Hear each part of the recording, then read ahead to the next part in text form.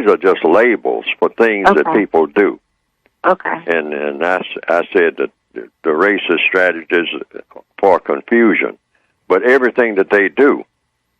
See, the basic things, like I said in the textbook for victims of white supremacy, the basic strategies that the white supremacists use is deceit and violence. Yes, sir. In other words, their main strategy, because it's much more efficient, and that is to deceive their victims. Absolutely. And they do this in all areas of activity. That's economics. In other words, fool you. You get ready to buy a car, all right? You're going to get deceived. You get nervous when you get ready to buy a car or get ready to buy a house because they have what they call small print. What is the small print for? The small print is to deceive. Somebody's getting ready to fool you. They have it all set up like that. Yes, sir. Okay? They're not going to tell you the truth about what is really going on right there in front of you. They will not. Okay? And they do this in all areas of activity. The second area, that's under economics, you might say. Economics is how you spend your time and energy, according to the code. I mean, in other words, I have to give definitions to words that fit. Okay? So that's one that I did. Economics is just how you use time and energy, not just how you spend money and whatnot.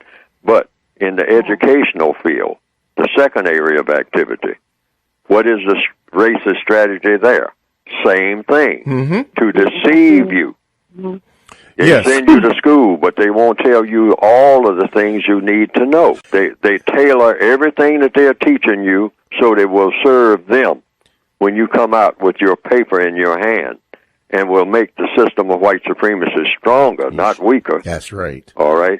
And they tell you, and actually they brag about the things that they do that shouldn't be done.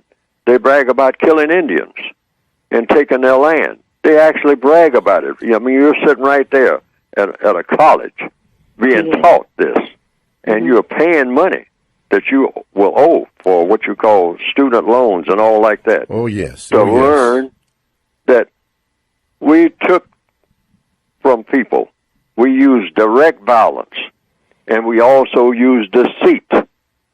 Sit down with the chief and say, have a drink, chief. I mean, we're going to have Thanksgiving, and we're going to have peace, and we're going to get along from now on, and on and on and on. All you have to do is just come to the table and talk to us, and we will, negotiate, and that everything will be fine, and all you have to do is have a swig of this whiskey, and then sign here.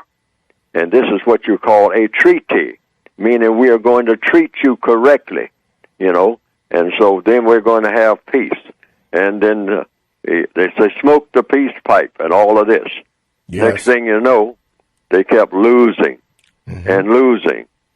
And the people who were called Indians saying, every time we get together and negotiate, I don't really know what you're talking about. It's like you selling me a used car. I mean, and you're pumping this up and saying this and saying that and saying the other, and I don't really know what you're doing. That's that confusion, that deception. Yes. Okay? And they say, Chief, you got it all wrong. We are friends. You just don't understand what real friendship is.